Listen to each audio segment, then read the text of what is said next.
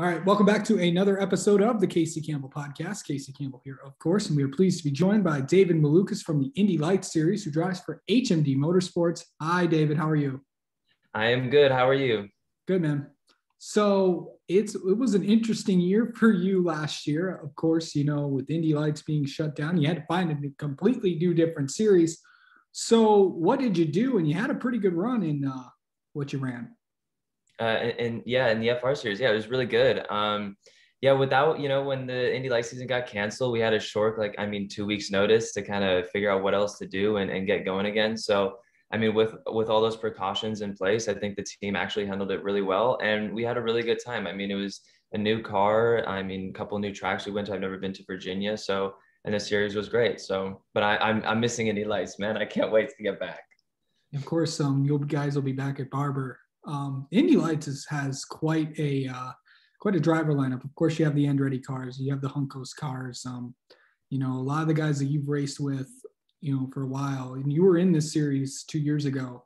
What's it going to be like to, head back, even though you haven't raced in an Indy Lights race in over 2 years? Yeah, we left it strong. In St. Pete, we did that one practice session, and we were quick and we showed the speed there.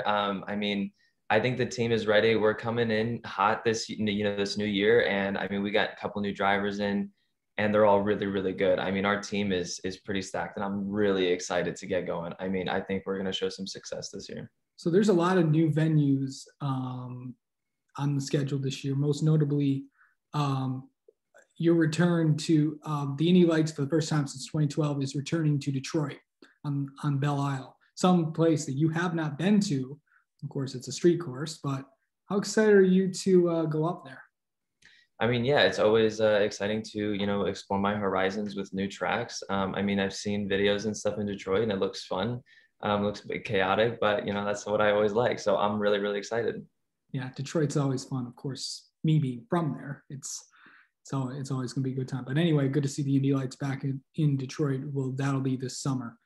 So, of course, I know that, the FR series went well for you. What have you been doing in the off season to kind of get ready for this upcoming year?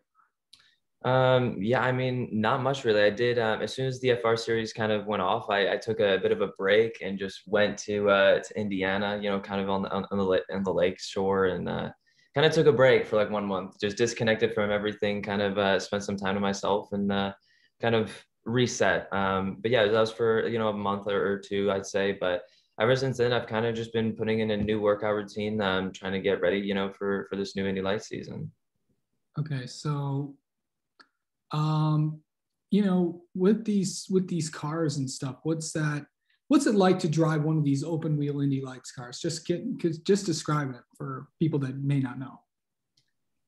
It's an experience. Once these tires get warmed up, you can carry so much speed through a corner when like you're even shocked. I remember my first time when I went in, I would go into the corner and I'd be like, this is, the way I kind of go is I overshoot everything, right? I overshoot everything and then slowly bring it back to, find the correct, line and how much speed I can carry. But I remember the first time I went, I was like, I went in, overshot. I'm like, whoa, this is no way it's going to hold. And it ended up just holding it perfectly fine. No counter steering, nothing. And I was like, wow, this thing can carry some speed. So, it's just the biggest feeling is just carrying that speed through those corners. The thing just holds on, which is unbelievable. Yeah, man. Let's see. First off, how many cups of coffee have you had today? This is actually my first one. Okay, so yes, well, so COVID happened, so I lost my Starbucks. At first it was they still opened the indoor seating, and I was like, okay, this is not too bad. I just had to wear a mask. But then they shut it down, and I got really sad and kind of lost where to go, and then everything shut down. So I was like, man, I got to stay home, and it's been a struggle for me. So recently I ended up buying a whole bunch of different ways to make coffee. I have a French press now, a pour over, a percolator. I've got all the little nicks and crannies to make some really good coffee. But I went on a binge, pretty bad. I was hitting a lot, like 4 or 5 cups of coffee a day. So I had to bring it down, and now I'm kind of limiting myself to just one a day, and that's it. Yeah. And it was really tough the first couple of weeks because I was getting those caffeine withdrawals. I was like having constant migraines. I was like, oh my God. But I'm now sorting myself out because I was getting a little bit too much. So I know that the crazy coffee man is now limiting himself. Feels bad. Oh But my goodness. I never thought I'd see the day, man. It's people need, I know people need that stuff throughout to get through the day. There's a lot of people who drink about 4 or 5 cups of coffee a day. And of course, heading in there. So what are some other things that, I've known you for a long time, but what are some other things people may not know about David Mulukas? oh, what is there that they don't know about me? I mean, I don't know. It's been kind of boring recently, but I mean, I used to do jujitsu, Muay Thai. I mean, before racing was very serious to me. That was actually going to be like my main goal. I thought I was going to go towards a path of like jujitsu and going to tournaments and everything. Yeah. So I guess that's one thing that maybe they don't know about me. But recently, I kind of took a break from that. But I'm planning to go back. I really miss it. I got kind of lazy, but also with the racing, it got pretty busy, and I wanted to kind of just be more in the gym and lifting wise instead of, jujitsu taking that time away. So, yeah. Okay, so I know when people get their start in racing, everyone's in the karting world and stuff. Um, who do you remember, like when you started karting and stuff? Like when did you know anybody that's kind of like either you're racing with or is having success on another level of racing and stuff? I mean, yeah, I mean, I remember growing up, it was the most memories I have is when I went to Europe to race in go-karting. And I mean, one of my best mates at the time was Christian Lundgaard.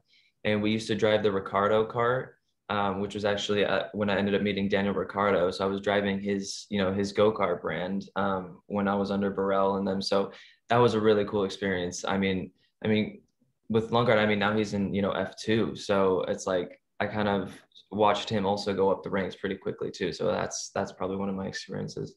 Did you ever do karting in America? Yes, I mean we did the WKA, USPKS. I mean we started in America, of course, and then once we kind of, I mean I'm not trying to, but like we I know, ended I up, know. winning, and then here and there. So then I got invited to go to Europe, and so then we drove in Europe, and yeah, so it's kind of been back and forth.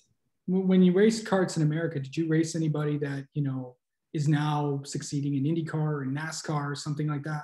I mean, yeah, I used to race with Rasmus Lynn. I mean, I have a picture actually in my room from Minimax, in Palm Beach. There's us racing in the rain, and he came out of nowhere. Like I didn't even when nobody knew who he was. I was already in the series for some time, and I mean, I was in the front of the pack, and then here comes Rasmus. I mean, like so it was dry, nothing. So I mean, he still wasn't really in the front. Then all of a sudden, it starts pouring rain, Yeah. and then next thing you know, this Swedish man just comes flying through the pack, and he starts passing all of us and just drove away in the rain and just put us in the dust. And ever since then, Rasmus kind of put his name on the table. So yeah, I mean, I always raced with Rasmus. That was good fun. And a couple of other people that I can't really name off the top of my head right now, but Would you ever try the NASCAR thing? Or were you ever interested in stock cars?